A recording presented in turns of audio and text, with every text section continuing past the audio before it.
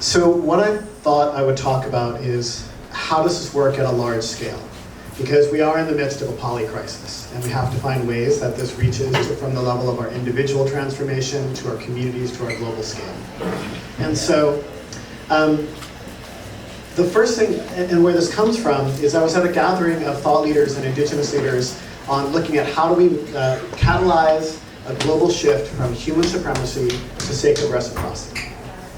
And at one moment, a man named Gregorio Mirabal, who was the coordinator of Cuica, which is a coalition of 500 indigenous nations in the Amazon, got up and he said, you know, for all of you from the global north, he said, I hear you talking about spirit. And he said, that's great. I'm not used to hearing that in rooms like this. And he said, but my sense is that when you talk about it, you mean something, you experience it as something individual and mystical.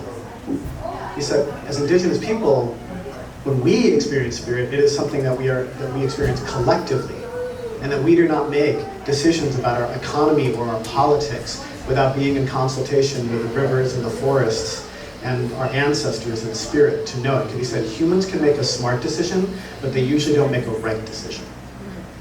And he also said that the only thing that is sophisticated enough and knows enough to get us out of this polycrisis is the intelligence of the earth.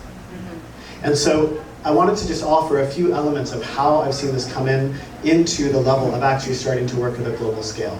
But I wanted to start with this question first. How many of you have ever felt guided in your life? Okay, keep your hands up for a moment. Take a look around the room.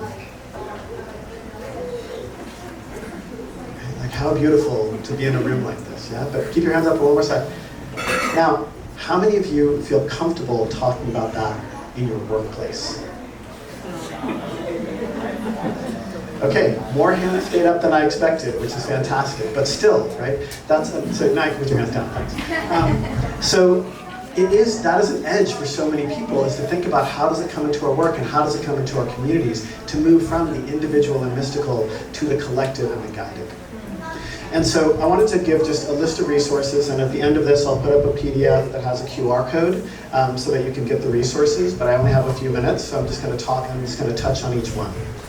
The first is that recognizing we needed this, my organization, Pachamama Alliance, created something called Earth Listening Circles. And there'll be a link to where you can go on the website. It's a very simple set of ceremonies that people just gather together, friends, open themselves to the possibility of listening, go listen to nature individually, and then come back and share together.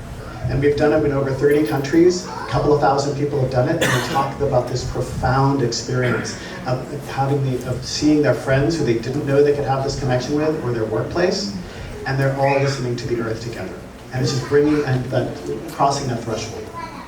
The second is that there's a company called Faith and Nature. It's a shampoo company in England, and they put nature on their board of directors. I love that. And not just as like a hand-wavy thing. There are people on staff whose job it is to represent nature. They have a budget, they have finances, they have staff. In any major decision that they make, nature has the voice to say whether or not it goes forward. And what they've talked about is that because it's at the board level, it's gone all the way through the company.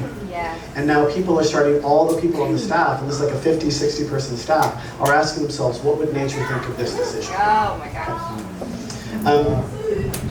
A man named Eduardo Esparza, who is from Mexico, has started an organization called the Fifth Fire. Eduardo was somebody who ran a hedge fund, was incredibly successful, recognized that he was destroying the world, shifted his talents into regeneration. Regeneration brought him in contact with spirituality and indigenous people, and he has now been working with the Mamos in the Sierra Nevadas, right? So the Kogi, the Wiwa, and the Arawaka, and they have asked him to form a $100 million capital fund. Wow.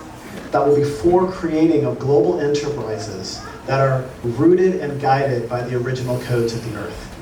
And they're creating a school where people who are starting, an incubator, where the people who are starting these companies will be guided and counseled by the Mamos to understand and brought into ceremonies so that they have the felt sense of reciprocity in their lives, and then they'll be guided into that process. Yes, and the wisdom of hearing the Mamos say, we can't just have small companies, we need things that work at the global level. Okay. And so, and then the last is to say this can also work at the national level. So there's a movement called rights of nature, where nature is given legal and political rights. And so this has been done in many countries. In Ecuador, it is written into the Constitution.